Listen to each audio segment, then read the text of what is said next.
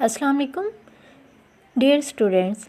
तारीख़ के lecture number 2 में हमने उन्वान क़याम पाकिस्तान के लिए जद्दोजहद, इसके अल्फाज़ मानी, इस्तिलाहात और बुक वर्क में मारूज़ी किया। आज तारीख़ के लेक्चर नंबर 3 में हम उन्वान क़याम पाकिस्तान के लिए जद्दोजहद, इसके मुख्तसर सवालों के जवाबात करेंगे। मुख्तसर जवाब दें। सवाल नंबर 1 है, करारदाद लाहौर के इजलास की सदारत किसने की? इजलास जलसा की जमा है और सदारत सरबराही को कहते हैं। जवाब, करारदाद लाहौर के इजलास की सदारत कायद-ए-आज़म मोहम्मद अली जिन्नाह ने की। मुख्तसर सवाल नंबर 2 है, शिमला कॉन्फ्रेंस में मुस्लिम लीग की नुमाइंदगी किसने की? मुस्लिम लीग मुसलमानों की जमात थी। जवाब है इसका, शिमला कॉन्फ्रेंस में मुस्लिम लीग की नुमाइंदगी कायद-ए-आज़म ने की। मुख्तसर सवाल नंबर 3 है, लियाकत अली ख़ान किस महकमे के वज़ीर थे? जवाब, लियाकत अली ख़ान महकमा ख़जाना के वज़ीर थे। सवाल नंबर 4 है, कानून आज़ादी हिंद कब मंजूर हुआ?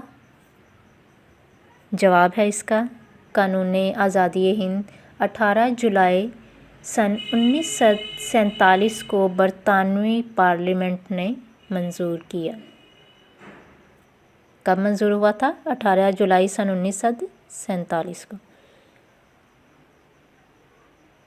मुख्तसर सवाल नंबर 5 है, जिन्नाह गांधी मुज़ाकरात क्यों नाकाम हुए?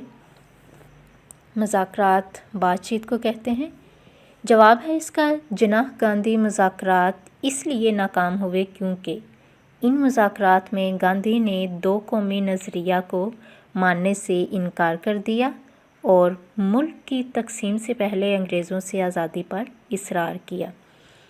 दो कौमी नज़रिया जब करारदाद लाहौर हुई थी तो उसमें कायद-ए-आज़म ने फरमाया था कि बर्र-ए-सग़ीर में हिंदू मत और मुस्लिम अलग कौम है, एक कौम नहीं बल्कि ये दोनों अलग कौम हैं। दोनों का अंदाज़े फ़िक्र, मज़हब, तहज़ीब व सक़ाफ़त अलग है, लिहाजा मुसलमान अपना अलग वतन चाहते हैं ताकि वो अपनी ज़िंदगी को इस्लामी असूलों के मुताबिक गुजार सकें।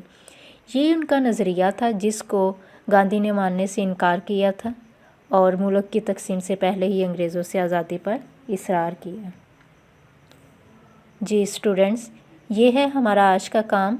अब आपका घर का काम ये है कि आपने इन मुख्तसर सवालों के जवाबात को अपने रफ़ बाइंडर पर लिखना है और साथ ज़ुबानी याद भी करना है। अल्लाह हाफ़िज़।